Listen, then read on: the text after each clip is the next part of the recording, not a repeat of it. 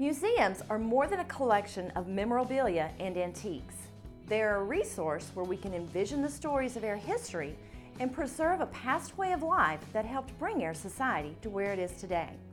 The Smith County Heritage Museum is one of these incredible resources that shows us how Smith County was born and tells the story of the incredible people who helped shape this part of our 14 counties.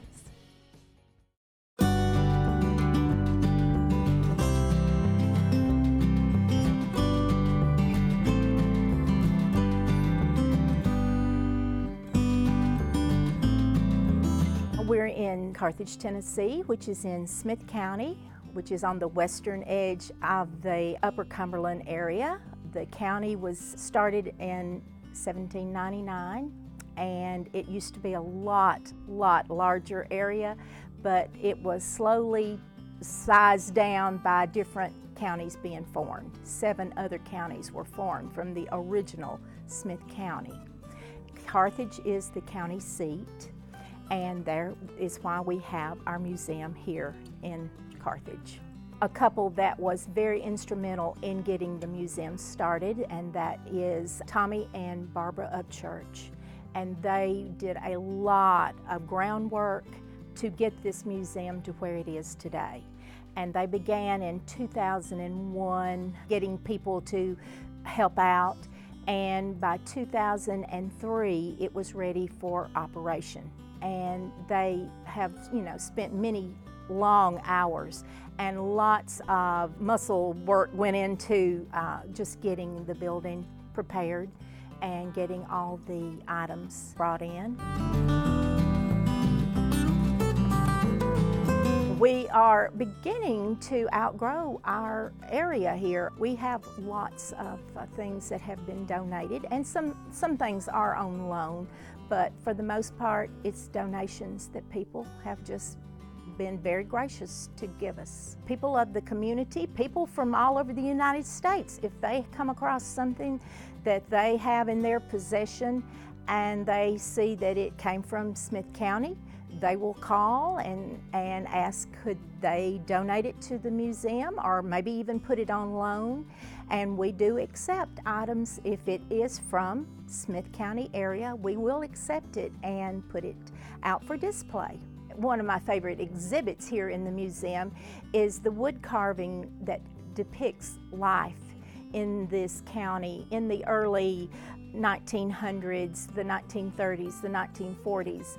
A gentleman by the name of Bridges Dillahay has hand-carved all of these pictures that he has had from his memory of being a young child here in the hollers of Smith County.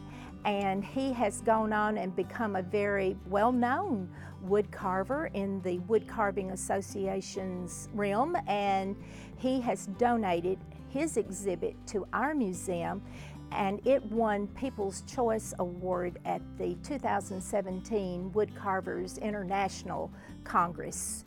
And we were very pleased to get it. And it depicts everything from baptisms to funerals. He has tried to include everything in his memories.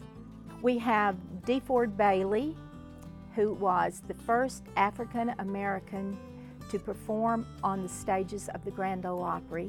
He played several instruments, but he became known as the harmonica wizard because of his exceptional skills that he learned as a young child.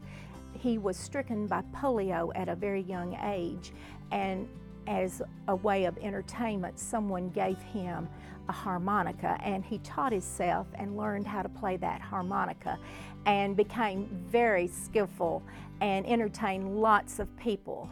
He toured with Grand Ole Opry stars like Roy Acuff and Bill Monroe and Uncle Dave Macon.